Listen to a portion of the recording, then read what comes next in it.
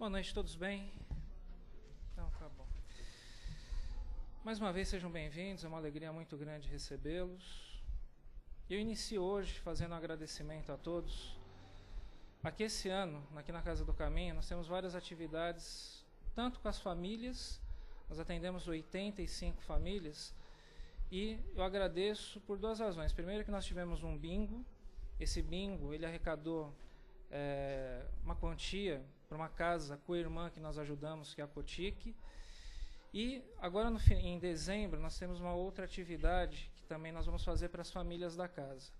Nós fazemos uma festividade de Natal. E aqui nós vamos pedir mais uma ajuda, não só com os alimentos, mas quem puder adquirir uma rifa. Essa rifa vai concorrer a um televisor de 43 polegadas. Ela corre no dia 25 de novembro.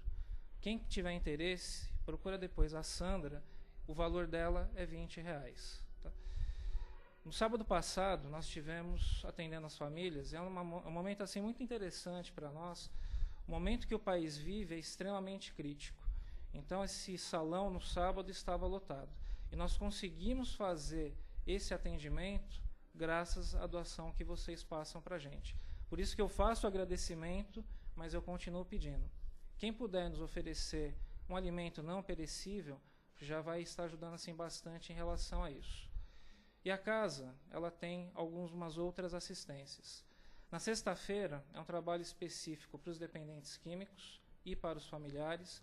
Ele começa a partir das 8 horas da noite. E ao longo da semana, nós temos uma atividade que vai ser realizada hoje, que é a palestra e o passe. Quem quiser saber dos horários, há um mural lá fora que indica os horários, e tem o site, que é o site www.casadocaminhosantana.com.br. Aqueles que quiserem fazer um tratamento regular, cheguem meia hora antes, vão conversar com o trabalhador de plantão e ele vai indicar um tratamento caso a pessoa queira fazer. Então, esses são os trabalhos da casa e, mais uma vez, eu quero agradecer de coração a ajuda que tem sido dada aqui para nós. A gente vai iniciar agora a preparação do nosso ambiente. Eu peço que vocês desliguem celulares ou coloquem no modo silencioso. E, por favor.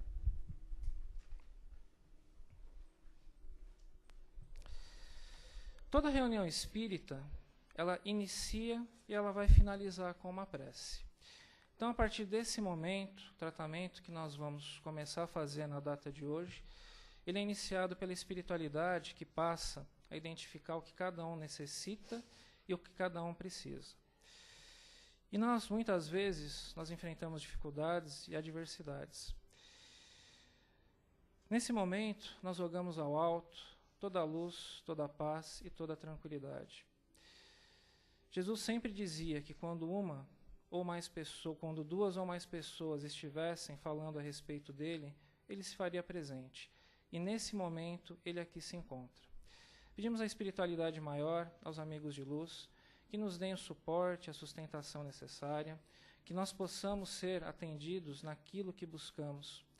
E que a mensagem de hoje, que o Amir falará daqui a pouco, ela possa penetrar na nossa alma, no nosso espírito, no nosso coração. Jesus se faz presente nesse momento e todos nós, mentalizando a figura dele, nós vamos entregar aquilo que buscamos e aquilo que necessitamos.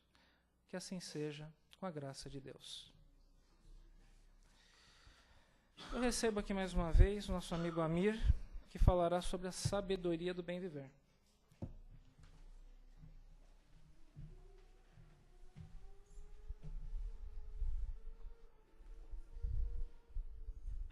Boa noite. Todos bem? Faz tempo que eu não venho aqui, né? Última vez, agradeço também, viu, Simone, você ter feito a palestra no meu lugar. O mês passado eu tive um impedimento aí no dia, não pude vir. Então devo uma para Simone e devo uma para casa, né? E ele estava falando em receber ajuda, e eu estava pensando ali, quanta ajuda eu já recebi dessa casa? Quantas vezes eu já cheguei aqui na dúvida se eu ia conseguir fazer a palestra, ou porque não estava bem, ou porque meu dia não tinha sido como eu esperava. E eu já chegava pensando assim pela falta de sabedoria do bem viver. E eu faço palestra aqui desde 2008, se eu não me engano. Então já vai fazer 9 anos, né? 9 anos aí que só recebendo ajuda. Muito mais do que eu merecia e às vezes mais do que eu precisava. E eu agradeço muito a todos os trabalhadores encarnados e desencarnados dessa casa pela confiança e pela acolhida que eu sempre recebo aqui. O texto de hoje é o De Luca, né? José Carlos de Luca faz um comentário aí sobre um pensamento acho que é de um psiquiatra chamado Viktor Frankl. É isso, né? O Viktor fala assim pra gente: quando a situação for boa, desfrute-a. Quando a situação for ruim, transforme-a. Quando a situação não puder ser transformada, transforme-se. E aí o nosso De Luca ele faz alguns comentários aqui, né? E, na mesma sintonia dos comentários do Viktor Frankl. Na situação boa que a gente deve desfrutar. Mas isso é simples. A gente normalmente pensa, né? Desfrutar uma situação boa é uma coisa muito simples. Nem sempre. Porque você vai encontrar pessoas numa situação financeira muito boa. Você vai encontrar essas mesmas pessoas, né? Você vai encontrar nas mesmas pessoas, às vezes, uma situação financeira muito boa, uma saúde perfeita, um bom trabalho, uma família com problemas normais, porque uma família sem problemas eu nunca vi. Mas uma família com problemas normais, uma família onde dá para colher também muito aprendizado, e com uma profissão, e com todas as condições dele curtir as situações boas, e ele não consegue curtir. Então pode não ser uma coisa tão simples, curtir por dentro o que vem de fora.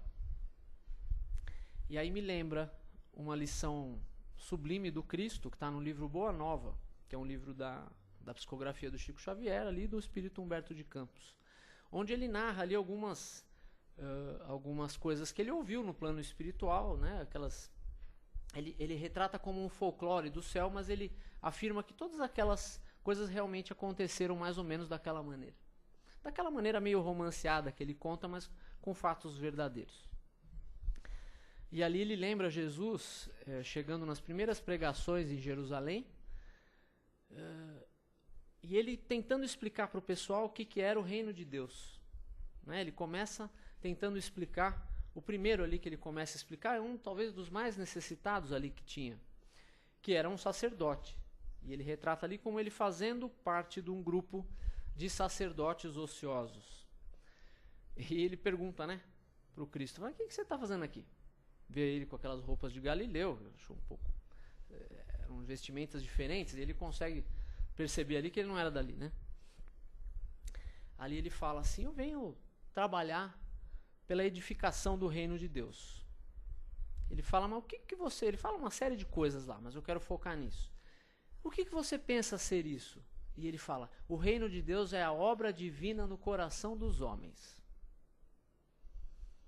E ali ele relata ali que o Hanã, por exemplo, esse sacerdote se chamava Hanã, era um sacerdote da religião vigente ali na época.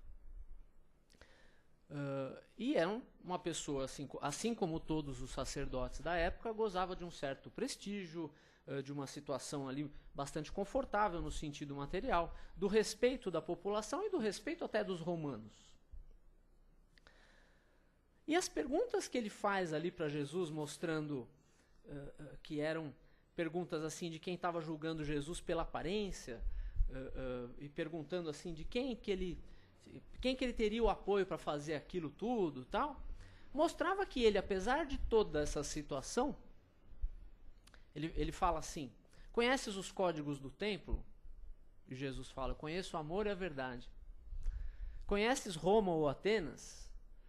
Conheço a vontade do meu Pai que está nos céus. E Jesus foi dando uma série de respostas assim, curtas e sábias. Sabedoria do bem viver, né? Curtas e sábias para Hanã, até que ele desiste de tentar mostrar para Jesus ali, de tentar converter Jesus a uma situação de impotência que ele julgava que houvesse ali com Jesus, né? Então, Jesus ali dando oportunidade do Hanan mudar, né, de conduta, deixar um pouco o seu ego de lado, o seu orgulho de lado, o seu vício de prestígio, o apego à sua situação material ali de prestígio de lado, ele poderia seguir Jesus e construir o reino de Deus dentro dele. Só que ele não fez isso, né? Ele optou por ficar escarnecendo ali, ficar meio que tirando sarro de Jesus. E Jesus se encaminha então para as pessoas mais simples. Ele foi ali ter com os pescadores ali, né? Na praia ali com Pedro e André primeiro, se eu não me engano. E ele falou a mesma coisa. Eu venho trabalhar pela edificação do reino de Deus. Eles também não compreenderam o que era o reino de Deus naquele primeiro momento, porque pensaram que fosse uma coisa material. Pensaram em castelos, em, né, edificações, e com guardas e com né, fortificações, alguma coisa desse tipo. E ele fala assim, na simplicidade daqueles homens ali, um deles ali, não lembro se Pedro ou André, eles eram irmãos, né? Fala assim, mas um reino? Mas aqui tem tão poucas casas. E o outro fala assim, não, dá para colocar um reino aqui, o lago é grande, tem muitas cidades. O reino poderá abrigar a todas elas. E ali relata na história que Jesus sorri, né? Amorosamente ali, daquela simplicidade, daquela pureza de coração. Não é aquela pureza que Deus fala, né? Que a gente tem que se fazer como uma criança para poder receber o reino de Deus. Eles se fizeram ali naquele momento, num primeiro momento, já como uma criança, aptos, portanto, a receber. Porque aquele que julga saber de tudo, nunca vai conseguir aprender nada. E, portanto, não consegue apreender o que seria o reino de Deus. Que, nas palavras do próprio Cristo, é a obra divina no coração dos homens. E aí eu pergunto para vocês, quem tinha uma situação mais confortável materialmente ali? Pedro e André, pescadores ali, muito simples ali da aldeia, ou o sacerdote Hanan? Lógico que era o sacerdote. E quem estava mais apto ali para, nas palavras aqui do texto do do De Luca, desfrutar das situações boas? Quem estava mais apto? Aquele que tinha mais coisas e que tinha muitas pessoas ali para servi-lo, para bajulá-lo, ou aqueles que, comendo do próprio trabalho e numa situação ali de satisfação com uma vida mais simples, poderiam receber o reino de Deus? Quem estava mais apto ali para desfrutar das coisas? Então a gente percebe, eu vou até questionar um dos parágrafos aqui do texto. A gente tem que questionar até o que vem do mundo espiritual, então a gente tem que questionar o material também, né? Quem estava mais apto ali então? Então a questão do que tinha externamente, do que se observava externamente, não era o maior determinante ali da felicidade interior daqueles homens. Porque ali a gente estava numa situação inversa, né? E você vai encontrar isso todos os dias, basta você andar na rua e olhar. Conversar com as pessoas que você conhece e olhar.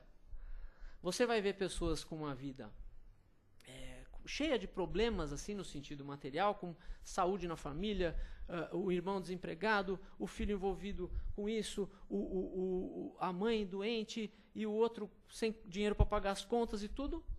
E você olha nos olhos daquela pessoa e você vê uma resignação. Não é que ela não lute para mudar aquela situação, ela luta, mas você vê um olhar resignado. E você vê pessoas com todas essas situações favoráveis que nós citamos, financeira, de saúde, de família, de tudo, e que parecem que sempre está faltando alguma coisa. E às vezes elas até verbalizam isso, falam pra gente, falam assim, nossa, eu estou sentindo um vazio, eu estou sentindo alguma coisa, que eu não sei, falta de alguma coisa que eu não sei o que é. Pode ser de Jesus, né? Pode ser de Jesus. Não fisicamente, porque fisicamente, primeiro que não precisa, mas também ele pode estar ao nosso lado e a gente muitas vezes não perceber. Saudade de colocar Jesus dentro da nossa vida para que o reino de Deus se faça dentro de nós. Isso falando da situação boa. Aí esse parágrafo que eu até queria só fazer um contraponto aqui, né? Ele cita aqui uma definição de um livro, dizendo assim, me parece um livro de autoajuda, eu não conheço.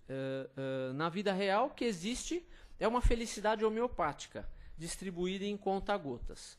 Um pôr do sol aqui, um beijo ali, uma xícara de café recém-coado, um livro que a gente não consegue fechar, um homem que nos faz sonhar, uma amiga que nos faz rir. Isso, pelo contexto da autoajuda, está perfeito. Aí o De Luca diz, desatentos para essas pequenas felicidades, ficamos à espera daquela felicidade superlativa, apoteótica e tal. E aí eu queria só fazer colocar uma ideia aqui. Felicidade é diferente de alegria. Essas coisas, um café recém-coado, né, um abraço aqui dos amigos quando a gente chega, a gente dá risada com alguns amigos almoçando, jantando, um abraço de um filho, né, um sorriso. São pequenas alegrias. São pequenas alegrias, mas todas elas vêm de fora. A felicidade pode não ter nada a ver com nenhuma delas. A alegria é completamente diferente de felicidade. A alegria é um estado. Eu estou alegre ou estou triste. Eu estou alegre hoje, amanhã eu posso estar triste. Mas eu estar triste amanhã por alguma coisa externa que aconteceu não quer dizer que eu seja infeliz. Porque a felicidade não é uma coisa tão passageira que a hora que acaba a xícara do café ela passa. Ela é uma conquista. Ela é um patamar de existência. Ela é um patamar de consciência. E quando eu digo consciência, eu não estou falando de informação. Porque a gente pode ler todos os 60 e tantos livros da Bíblia, os 5 livros de Kardec, mais os complementares aí, que acho que são mais de 20. Eu estou falando da Revista Espírita e todos, né? Todos os livros de Chico, todos os livros do Divaldo, e isso não muda nada a nossa vibração. Apesar da gente ter esse caminhão de informação dentro da mente. Então, consciência é diferente de informação. Da mesma maneira que felicidade é diferente de alegria. Alegria ou tristeza é uma coisa que pode acontecer conforme alguma circunstância externa. Se alguém bater no meu carro quando eu sair daqui, o que eu espero que não aconteça, eu vou ficar triste ali pelo menos por algumas horas. Porque aquilo vai, né? Você vai ter que ter um trabalhão com aquilo, vai perder dinheiro, uma série de coisas. Mas não quer dizer que eu tenha me tornado infeliz. Da mesma maneira, essas pequenas coisas que eu chamo de pequenas alegrias aqui, ó, o pôr do sol, um beijo, uma xícara de café recém-coado, um livro bom e tal, são pequenas alegrias. Mas você se sentir alegre com todas essas coisas não quer dizer que você é necessariamente feliz. A felicidade é uma conquista, é um patamar. Então, só isso que a única coisa que eu não concordei muito do texto, sem querer desmerecer ninguém, mas só para convidar a gente à reflexão. E ele fala, o resto aqui eu concordo com absolutamente tudo. Estejamos atentos aos bons momentos da nossa existência. Porque às vezes a gente não presta atenção. Às vezes a gente não consegue curtir um momento bom porque a gente está viciado, com a mente viciada, no negativo. E todas as coisas têm o lado positivo e o lado negativo. Todas. Não existe nada só negativo e nada só positivo, a não ser Deus, né? Deus é absoluto. A criação ela é diferente, né? Nós somos uma mistura ainda, dentro de uma escala, né, que vai se purificando. E às vezes, por exemplo, nós estamos na primavera, né? A cidade está completamente colorida. As flores das árvores, eu já vi amarelas, já vi meio lilazinhas, assim, eu não sei os nomes. Mas tem muitas árvores maravilhosas aqui. Com esses dias azuis, assim, com o céu azul como fez hoje, às vezes você está parado no trânsito há meia hora E a gente está meia hora ali olhando, às vezes, a mesma sequência de árvores e não conseguiu ver nenhuma delas. Mas vimos todos os caras que xingaram, todo mundo que buzinou, todo mundo que tinha a cara de meio bandido, assim, a gente fecha o vidro e tal. Isso a gente viu tudo. Mas as duas coisas estavam lá. Essas coisas estavam lá e as árvores também estavam lá. Mas nós só vimos as outras. Por quê? Um dia eu vi uma pessoa, não lembro quem,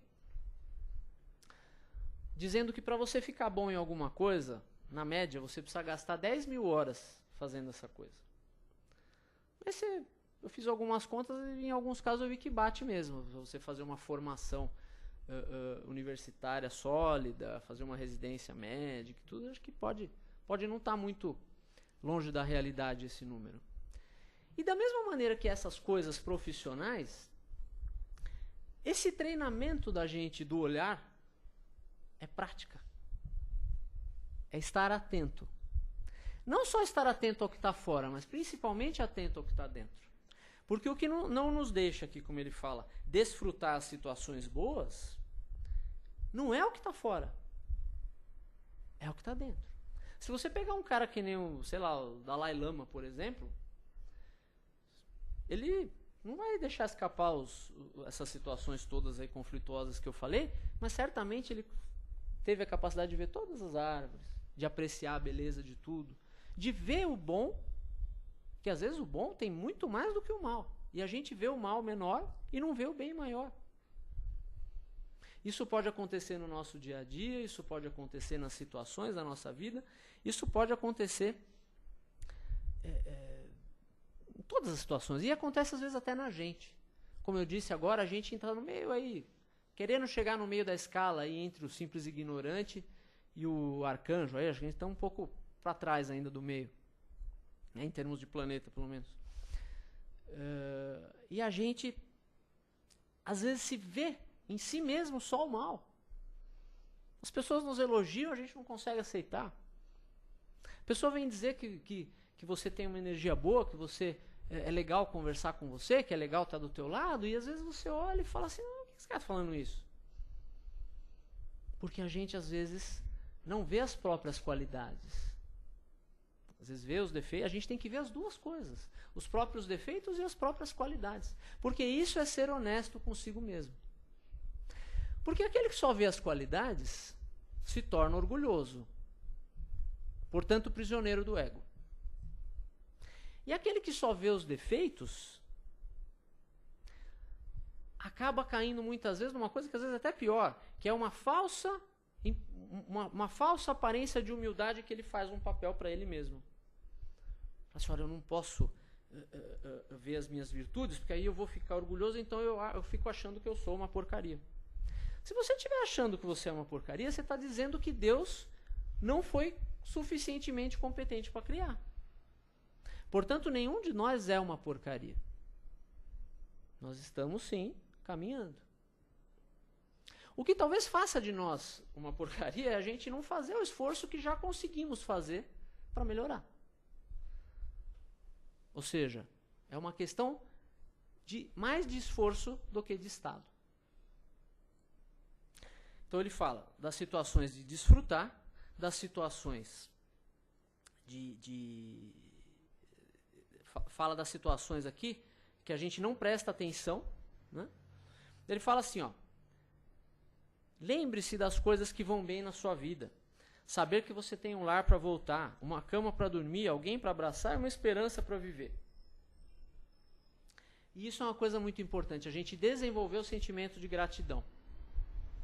Porque esse sim muda a tua vibração.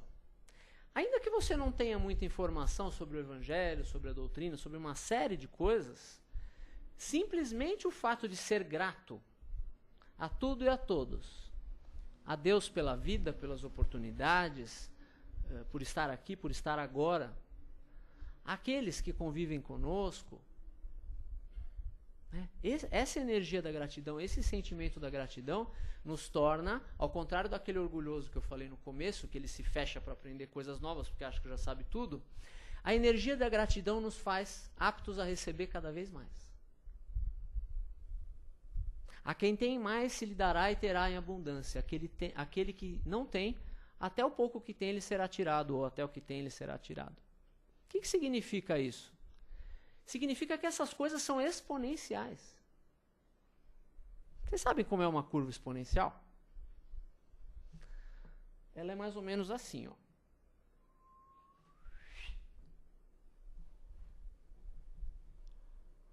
Significa o quê?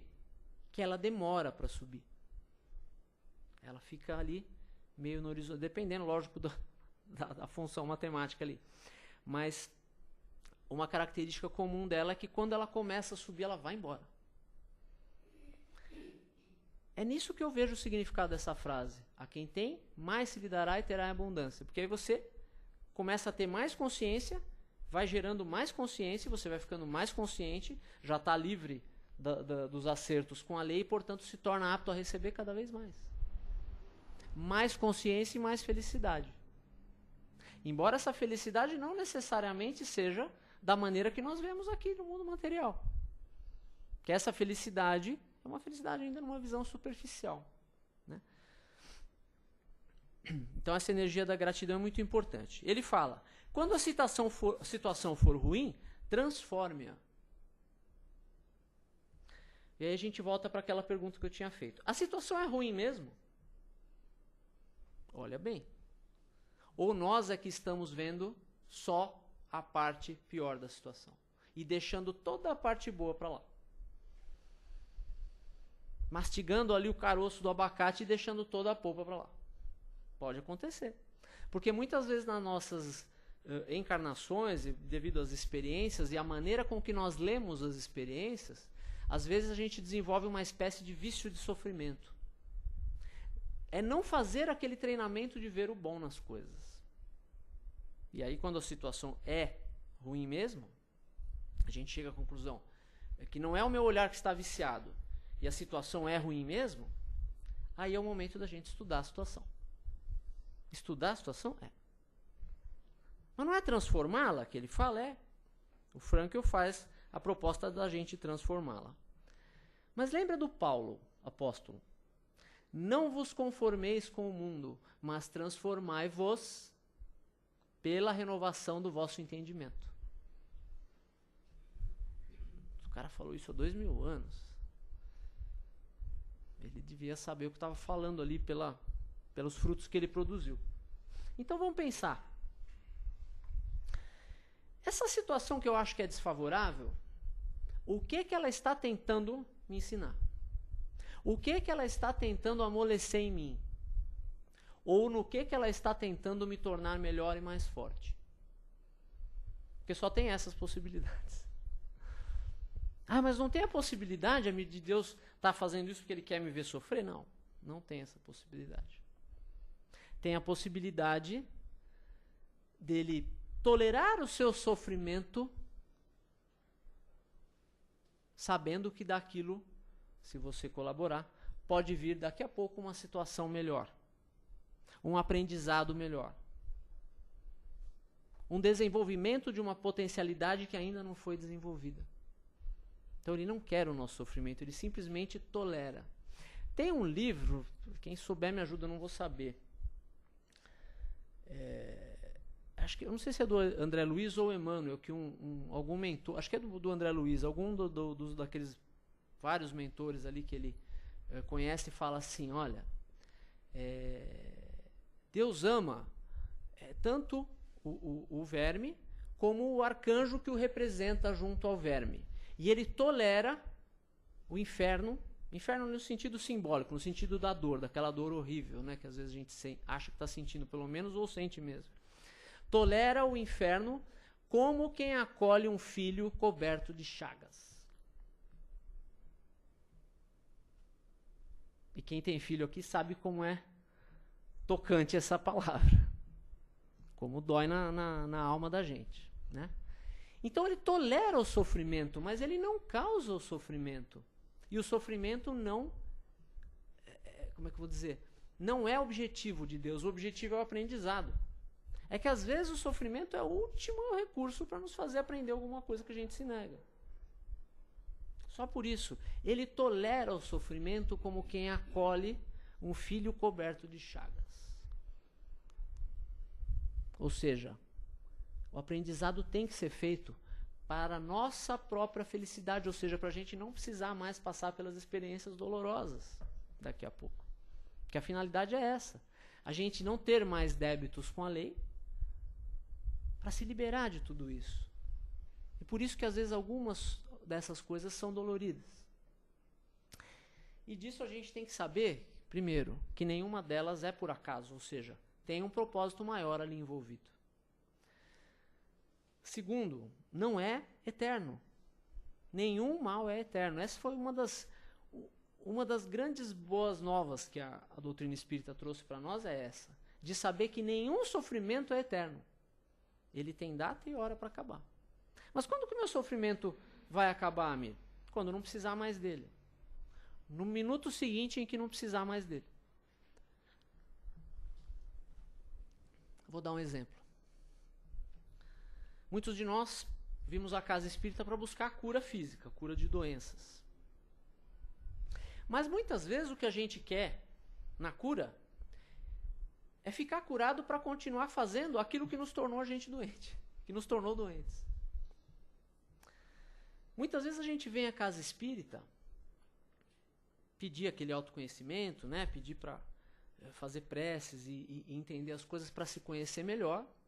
Muitas vezes para conseguir um relacionamento, né? Muitas vezes a gente se sente só às vezes. E aí quando a gente consegue aquilo que a gente pede, a gente começa a agir exatamente da mesma maneira que nos tornou sós. Porque a pior solidão não é aquela que nos cerca, é a que nos habita. A gente pode estar num show de rock com milhares de pessoas do lado e se sentir completamente sozinho. Porque aquelas pessoas não vão preencher um vazio que está dentro. O que preenche o vazio que está dentro? Fazer as coisas de acordo com a essência. Porque olha só, às vezes a gente fica achando, né? Fala assim, nossa, de acordo com a essência que eu quero dizer, é que nós somos filhos de Deus. Quando a gente não age como filho de Deus, a gente está fazendo uma coisa em desacordo com a essência.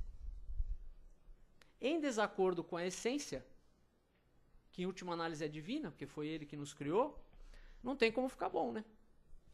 Porque está indo de um lado e a gente quer ir para o outro, aí não tem como ficar bom. Às vezes a gente fica achando que Deus nos abandonou.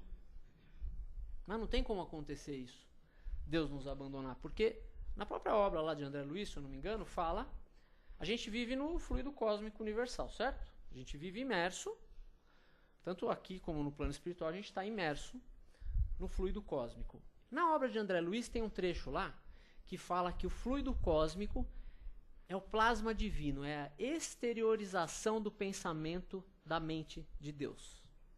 Então você está mergulhado em Deus. Nossa, mas eu estou me sentindo tão mal. Então é porque alguma coisa não está em sintonia. Porque você está mergulhado em Deus. Nós estamos mergulhados em Deus aqui agora.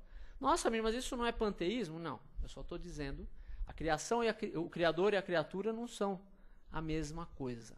O que eu estou e nem nós somos todos uma coisa só. O que eu estou dizendo é que o universo não tem 1 milímetro do universo que não esteja preenchido pelo pensamento de Deus. É o pensamento de Deus que mantém o universo funcionando harmonicamente. E o universo é harmônico porque o pensamento de Deus é absolutamente harmônico. Então não tem como Deus nos abandonar. É impossível. Porque não tem nenhum lugar do universo onde nós possamos ir para fugir de Deus.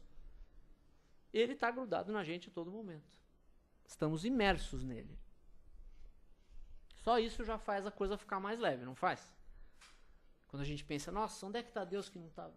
Ele não está aqui, me abandonou, não. Estou mergulhado nele. E mesmo assim temos dificuldade em perceber. Por enquanto, uma hora nós vamos perceber melhor. Outro fica achando que Deus não percebeu o sofrimento dele. Ah, eu estou sofrendo e Deus está distraído lá e não me vê. Está fazendo outra coisa. Às vezes a gente fica pensando, tá muito pesada a palestra, gente, vocês estão me olhando com uma cara. Vai ficar mais leve, que queria assustar um pouco primeiro. E a gente fica achando, né, diminuindo Deus como se Deus fosse alguém que só consegue ver uma coisa de cada vez. A gente fica diminuindo Deus achando que Ele não percebeu o nosso sofrimento. Não é que Ele não percebeu. Ele está ávido pelo aquele momento em que nós não vamos precisar mais dele. Em que não vai mais ser necessário que o escândalo venha, porque a gente não tem mais dívida, porque a gente já plantou coisa boa. Né? Aí fala assim, nossa, o cara está fazendo apologia do sofrimento. Não é isso. Eu estou dizendo, da mesma maneira que o texto fala, que do mesmo jeito que a gente precisa saber colher ali a alegria, a coisa gostosa daqueles momentos bons, a gente também precisa saber, com inteligência, colher os benefícios que existem na dor. Quais são os benefícios? Conscientização. Se nós não queremos mais dor para o futuro, vamos parar de plantar dor. A gente já sabe qual é o plantio que causa dor. A gente já sabe da lei de causa e efeito. Mas como eu disse, saber é informação. E a gente demora para criar consciência disso. Estou me incluindo em tudo que eu falo vocês, eu estou me incluindo, tá, gente? A gente tem muita informação, mas pouca consciência. A gente sabe de muita coisa, mas consegue aplicar pouco na nossa vida. Por enquanto. Né? Outro fica achando que Deus não nos ama. Nossa, se ele vê esse sofrimento todo, é porque ele não me ama. E aí eu vou contar uma novidade para você. Se Deus é imutável, e se Deus não faz acepção de pessoas, ou seja, ele não escolhe um filho em detrimento do outro, significa que ele ama todos da mesma maneira. Se ele é imutável e ama todos da mesma maneira, não tem absolutamente nada que você possa fazer para Deus parar de te amar. Ou te amar um tiquinho menos. Nada. Você não tem o poder de fazer Deus te amar menos. Ninguém tem esse poder. Porque ele é imutável. E ele nos ama de uma maneira que a gente não tem elemento cognitivo para imaginar aqui ainda. O mais próximo que a gente possa talvez imaginar é o amor de mãe. Mas imagina um amor de mãe numa função exponencial assim, mas muito distante, muito mais que isso. É dessa maneira que Deus ama você, que Deus ama eu, que Deus ama qualquer bandido, qualquer político, de qualquer categoria que seja, com erros e acertos. Nossa, amigo, mas então Deus não estaria sendo injusto? Não, porque ele deixa cada um colher os resultados da sua semeadura. Mas ter que colher os resultados, e muitas vezes sofrendo, às vezes até por esses resultados, não quer dizer que Deus nos ame menos. Porque a capacidade de Deus de amar é absoluta. É uma coisa que a gente não tem elemento ainda para compreender. E quando a gente não acha que talvez ele não ame, é porque a gente não compreende o tipo de amor que é aquilo. Né? Que é um amor que vê em nós já a potencialidade, né, em potencialidade o que a gente vai ser um dia. Que a gente vai se tornar um dia um espírito puro, completamente feliz, conhecedor de todas as coisas, livre de todas as chagas da alma, do coração, livre do orgulho, livre do egoísmo, livre de tudo. E aí reside a verdadeira felicidade. Né? Então a gente... Eu já até falei isso aqui, né? A gente às vezes fala assim, nossa, mas o bom é não querer nada em troca. A gente não quer nada em troca quando a gente faz as coisas boas. E é bom que não queira mesmo. Mas Deus não deixa você ficar sem pagamento. Ele te paga com felicidade, com paz. Não importando quanto tempo faz que você chegou nesse estado da felicidade. E é isso que diz a parábola dos trabalhadores da última hora. Aqueles que chegaram na primeira hora, aqueles que chegaram na segunda, na terceira e tal, até da última hora, receberam o mesmo pagamento. E aí, aqueles que tinham chegado antes, falaram assim, mas não é justo o que você está fazendo. O outro chegou agora e você está dando o mesmo pagamento. E ele fala assim, mas não é isso que eu combinei com você? E o pensamento daquele que achou ruim que o outro recebeu a mesma coisa, na verdade é um pensamento também do orgulho, né? Eu sou melhor do que o outro não pode receber o mesmo que eu, porque eu cheguei antes, portanto sou melhor. Então ele sempre nas menores coisas, nos menores trechos das menores histórias, ele está mostrando para nós o autoconhecimento. Está mostrando para nós como cada uma dessas experiências tem muito para nos ensinar, né? Então, se a gente quer essa receita de paz, só voltando, essa parábola da última hora, então ela explica o quê? Que o espírito, quando ele chega naquele estágio, não precisa nem ser espírito puro ainda, hein? Naquele estágio de Tarkit, com a justiça, que é o primeiro estágio que a gente precisa tentar, ou seja, não plantar mais coisa para colher ruim para frente, ficar kit com a lei, agindo de acordo com a essência, isso, ainda vai ter um monte de coisa para conhecer, mas você já vai ter uma felicidade que você não pode imaginar ainda. Né? E é isso que fala, na minha opinião, essa parábola dos trabalhadores da última hora. Você, chegado a esse grau, você tem o mesmo grau de felicidade daqueles que já estão ali há muito tempo. Deus garante a cada espírito que galga um degrau aquele patamar de felicidade que é característico do espírito que atingiu aquele grau. E lembrem-se do seguinte, Deus não destrói uma coisa para construir outra. Né? Isso era um pensamento muito ainda do Antigo Testamento, né? Que Deus tem que acabar com o mundo para fazer outro melhor. Não. Ele vai fazendo uma construção em cima da outra. Observem a natureza, vocês vão ver que as coisas não são trocadas, elas são transformadas. Né? A lei de destruição muitas vezes faz o seu trabalho, mas dali já nasce uma outra coisa, uma transformação de uma coisa que já existia.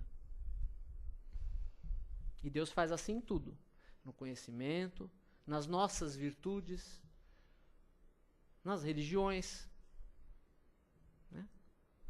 Se a gente desprezar o pensamento antigo de religião, a gente não vai compreender a religião de agora. Você não precisa deixar de saber o Antigo Testamento para conhecer o Novo. E você não pode deixar de conhecer o Novo para conhecer o Espiritismo.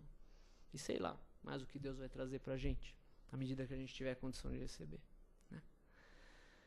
O que é importante é que a gente tenha a Ele gratidão pela vida, gratidão pelas oportunidades e a certeza de que Ele nos ama de uma maneira que a gente não pode imaginar e que Ele nos espera pacientemente no nosso ritmo para a gente chegar a esse grau de felicidade que a gente tanto almeja.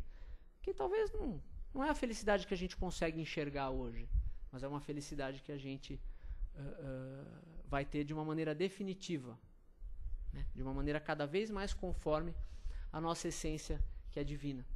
Né? Para isso a gente precisa fazer cada vez melhores escolhas. Escolher só o que está de acordo com a essência de Deus. Só o que vai no mesmo sentido do amor de Deus.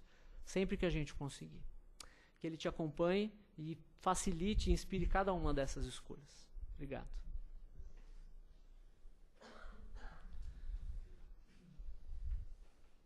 Quantas pessoas vão refletindo um pouco da... Você falou que é uma palestra tensa, né? É.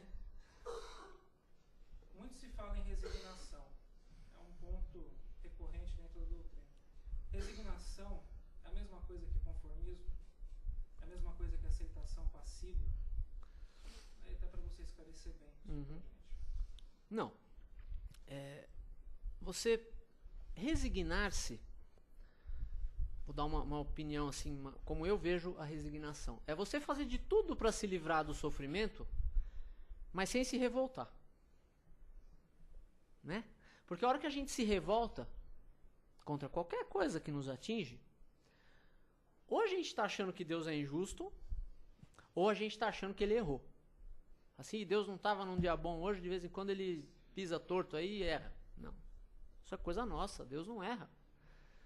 Então, se Deus não erra, o sofrimento tem alguma coisa para nos ensinar. E entre a dor e o sofrimento, pode haver alguma diferença também. Porque a dor, ela vem por si. O sofrimento pode ter mais a ver com a maneira com que cada um de nós lê a dor. E o efeito que essa dor faz na gente. Porque você, quem já foi aqui no trabalho da Cruzeiro do Sul, vê muito claramente isso. Você vê pessoas ali exatamente na mesma situação, encarando aquilo de maneiras completamente diferentes. Você vai ver, não é crítica, é só um exemplo, né? Você vai ver pessoas naquela situação que se revoltam, que não querem pegar fila, que querem 8 lanches, enquanto talvez não sobre para o último da fila. O último a gente estava junto aí. Você vai ver essa situação. E a situação é difícil até criticar, porque se a gente estivesse naquela situação, talvez a gente fizesse até pior. Mas você vê alguém que está exatamente na mesma situação e que agradece, sorri, fala que o lanche está uma delícia e quer ajudar a distribuir. E aí, se sobrar, ele pega mais um. Só depois que sobrar. Ele só pegou o dele, por enquanto. Você vai ver essas duas coisas com 5 minutos de diferença, 1 minuto de diferença. Então você vê, a dor é a mesma. A dor que eles estão passando da necessidade material, e muitas vezes todas as outras necessidades que a gente puder imaginar, até da doença, né? A dor é a mesma. Mas a maneira de ver essa dor e a maneira de viver essa dor é diferente. O sofrimento de cada um ali é diferente. Um é mais resignado, o outro é mais revoltado. Né? Acho que isso é um exemplo que facilita a gente enxergar isso. E aí você vê que provavelmente aquele que está na revolta, talvez esteja se condenando a passar por isso de novo. E aquele que já está numa situação já mais resignada, talvez esteja muito próximo dele poder ficar livre daquilo. Não vai mais ser necessário que venha o escândalo. Mas é sempre bom lembrar que nós estamos citando isso só como exemplo e a gente não tem que ficar questionando por que a pessoa está naquela situação, mas sim por que Deus colocou a gente tão pertinho deles. Isso é o que a gente precisa saber. Porque o resto é assunto deles, né? Alguém quer fazer alguma pergunta, alguma colocação?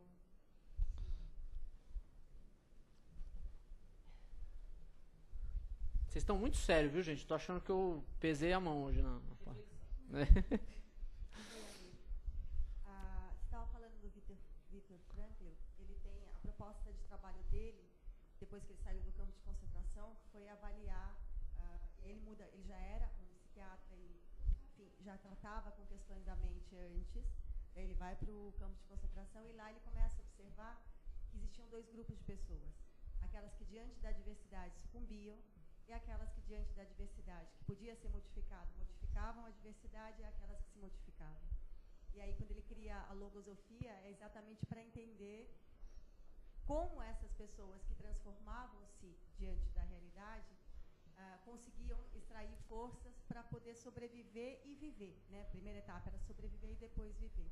Isso tem muito a ver com o que o Espiritismo propõe, né? Quando a gente vem numa casa espírita, por exemplo, quando a gente começa a frequentar, a gente quer que o mundo mude, a minha família mude. Depois você começa a perceber que nem a casa vai fazer isso, nem Jesus, e que às vezes nem você, mas é que o seu papel é a modificação interna, né? Exatamente.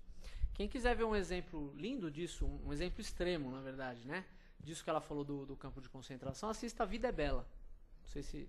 Quem já é lindo, né?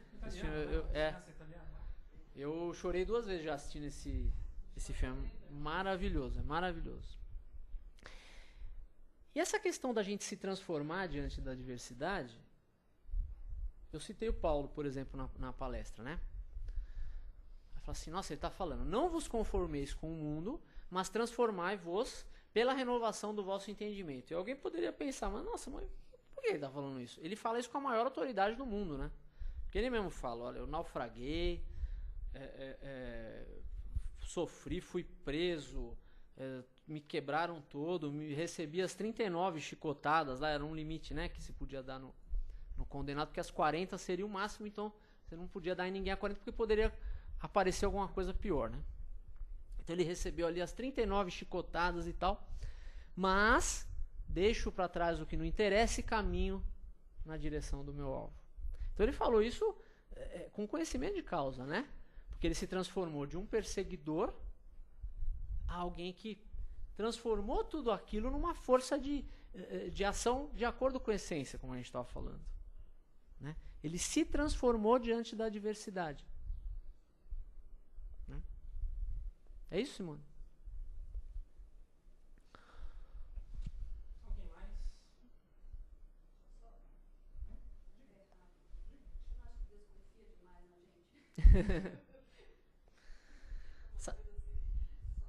Eu tenho essa sensação também.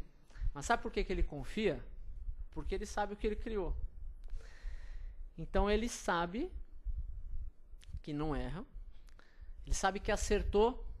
Mesmo naqueles que parecem estar dando errado, esses que aparecem no jornal, todo dia a gente vê que entra e sai da cadeia, entra e sai, entra e sai. Mesmo esses ele não errou. Aí fala assim, nossa, mas então ele está confiando, ele não errou, mas a pessoa erra. A pessoa erra. Mas é que Deus não tem pressa. Na verdade ele tem a pressa de que a gente pare de sofrer. Mas ele respeita o nosso tempo. E quando a gente olhar, né, se daqui a, sei lá, imagina a gente daqui a 1 milhão de anos, olhando essas questões todas. Né? Esses tempos todos que, assim, nossa, esse cara vai levar 1000 anos para chegar onde a gente aqui na média está. Pode levar, mas 1000 anos na vida de um espírito não é muita coisa. Né? Basta, para ver que não é muita coisa, só lembrar do Emmanuel, né? Quando ele era o senador Públio Lentulus, ele teve um encontro com Cristo ali, no livro há 2000 anos. Ele teve um encontro pessoalmente com Cristo ali, ele não sabia o que ele estava sentindo, e Jesus falou assim para ele, olha como Deus respeita, né, o nosso livre-arbítrio, e Jesus também.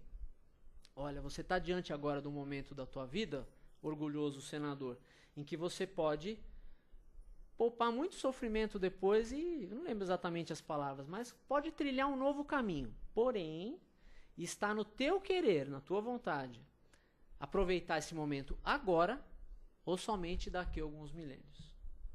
E não foi naquela hora, né? Foi dali, não milênios, mas foi dali algum tempo. Mas olha o Emmanuel já, os patamares que ele chegou, né? Mas as mulheres sempre chegam antes da gente, porque olha onde está a Lívia. É Lívia, né? Sim. A esposa dele, ó. Muito antes. As mulheres sempre são mais rápidas. Uma percepção mais rápida. É. A gente demora mais para despertar para o espiritual, né? Alguém mais? Obrigado, gente. Desculpa se fiz o tema pesar demais, né? Às vezes é necessário. É. Às vezes é... Obrigado.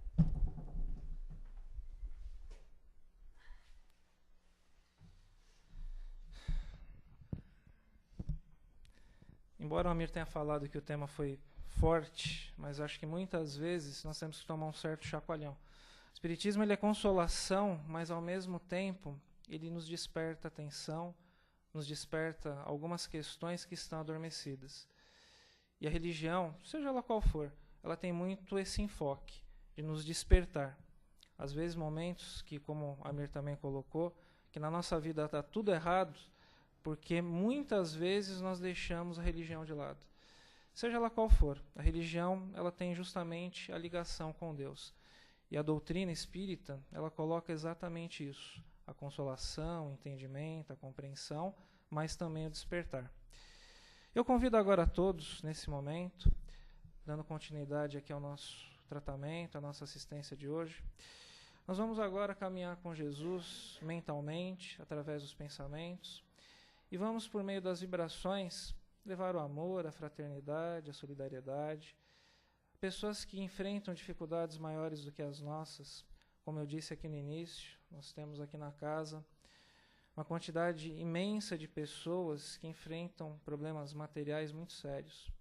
E nós iniciamos assim as nossas vibrações, vibrando para o Brasil, para o mundo, para todos os povos, especialmente aqueles que enfrentam as guerras e os conflitos. Vibremos por aqueles amigos, companheiros que estão reencarnando com tarefas definidas. Vibremos por aqueles que estão no umbral, nas trevas e na crosta. Vibremos pelos obsessores e pelos obsediados. Vibremos pelos dependentes químicos, que é essa grande chaga que a humanidade enfrenta. Vibremos por aqueles que padecem das dores físicas, das dores espirituais. Vibremos pelas casas religiosas, que elas levam o amor, a caridade, a fraternidade e a solidariedade. E vibremos por aquela pessoa que não está aqui nesse momento, nosso irmão, nosso amigo, nosso familiar, que esteja enfrentando alguma dificuldade, alguma adversidade. E nós nos damos também o direito de vibrar por nós mesmos. Cada um de nós aqui vem nesta casa em busca de algo, em busca de um alívio de uma dor física, de uma dor espiritual, de uma dor material. E como eu mencionei no início aqui da nossa oração, Jesus não abandona ninguém. A misericórdia divina é sempre presente. E nós temos essa oportunidade maravilhosa de poder, aqui nesta casa, entregar a Jesus as nossas dificuldades, os nossos dramas, as nossas dores que muitos não sabem, mas que Ele sabe. E que cada um, a partir desse momento, está sendo atendido. Ele está olhando, analisando, e não existe nada que Jesus não possa nos ajudar. Não existe uma oração que não tenha sua resposta. E assim, nós agradecemos a toda a espiritualidade por se fazer presente, agradecemos a Jesus por estar aqui, agradecemos a todos os benfeitores espirituais pela oportunidade e pela possibilidade que nos é dada. Nós vamos aqui complementar o nosso tratamento de hoje. Vocês vão ser encaminhados à Câmara de Passe. Apenas uma recomendação: mentalizem a figura de Jesus, mentalizem o problema que vocês possuem, na certeza e na confiança que será resolvido. Eu aqui, em nome da Casa do Caminho, agradeço a presença de todos. Tenha uma semana de muita luz, de muita paz, e na complementação dos trabalhos, eu peço que vocês aguardem, que vocês serão encaminhados para a Câmara de Passes. Uma boa noite a todos.